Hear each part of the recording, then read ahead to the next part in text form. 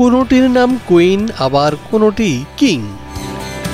এগুলো সবই বিদেশি কুকুর। জার্মানি কিংবা ইতালি শুধু নয়, কোনো কোনো কুকুর এসেছে সুদূর পোল্যান্ড থেকে। এই দুটার নাম কি বাবা? লালা ভোলা। আরে কামড় দেবে না, কামড় দেবে না। কামড় দেবে না, ওরা ভালো। প্রতিদিন ডগ ফুড খাওয়ায়। আর এ ধরনের বিচিত্র সব কুকুর দেখতে ভিড় করছেন অসংখ্য দর্শনার্থী। ওরা হচ্ছে হার্লি কুইন গ্রেডেন, বাংলা নাম কুইনি, ও মেল।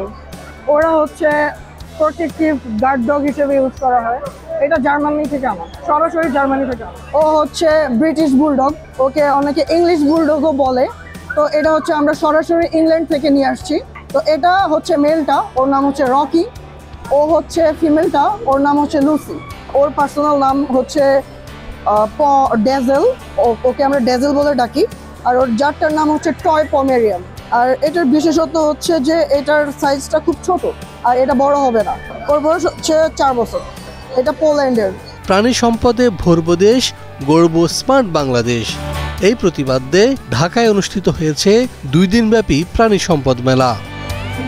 18 এবং 19 এপ্রিল বৃহস্পতি ও শুক্রবার 2 দিনব্যাপী রাজধানীর আগারগাঁওয়ের পুরনো বাণিজ্য মেলা মাঠে অনুষ্ঠিত হয় এই মেলা। আমি ডগ লাভার, একসময় খামারিও ছিলাম। বাংলাদেশের ডগের ক্ষেত্রে যদি খামারি হতে চান, আপনার অবভিয়াসলি ব্রিড সিলেকশন দরকার, আপনার নিজের নলেজ দরকার, ইভেন আপনার এক্সপিরিয়েন্স অবভিয়াসলি গ্যাদার করতে হবে। আমার সবচেয়ে বেশি ফেভারিট অ্যানিমাল হচ্ছে ক্যাট আর হচ্ছে হর্স। মেলায় অন্যান্য স্টলের মধ্যে বিশেষ আকর্ষণ ছিল কুকুরের স্টল। বিদেশি প্রজাতির বেশ কিছু কুকুর নিয়ে আসেন ভৈরবের এই খামারি, যাদের কাছে রয়েছে প্রায় 25 প্রজাতির শখানেক কুকুর। আপনি যেই জাত বলবেন পৃথিবীতে এক্সিস্ট করে, সব জাত আমাদের কাছে আছে। আমাদের কাছে 25 প্রজাতির 108টা কুকুর আছে।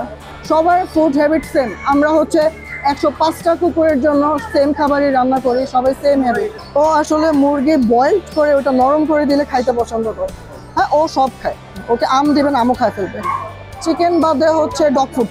ও হচ্ছে কোনো গার্ডিং ডগ না, ও হচ্ছে কম্প্যানিয়ন ডগ, সবসময় সাথে থাকবে। আর এই কুকুরগুলার হচ্ছে বেশি হাঁটাচলা করে না, অনেক অলস প্রকৃতির। তো যদি আপনি কুকুরকে ব্রয়লার মুরগির সাথে তুলনা করেন, ও হচ্ছে আমাদের কুকুরের ব্রয়লার মুরগি। বাড়িতে কুকুর প্রতিপালন একসময় ছিল পশ্চিমা দেশগুলোর সংস্কৃতি, কিন্তু কালক্রমে এটির বিস্তার লাভ করছে এদেশেও। গ্রাম বাংলার বাসা বাড়িতে দেশি প্রজাতির কুকুরগুলো উন্মুক্ত প্রাকৃতিক পরিবেশে প্রতিপালিত হলেও শহরের কুকুরগুলো বেড়ে ওঠে 4 দেয়ালের ভেতরে। অনেকে আবার শখের বাইরেও গড়ে তুলেছেন বিশাল সব কুকুরের খামার। আর সেসব খামার থেকে বিভিন্ন কুকুর নিয়ে এই মেলায় অংশগ্রহণ করেছেন কুকুর খামারিরা।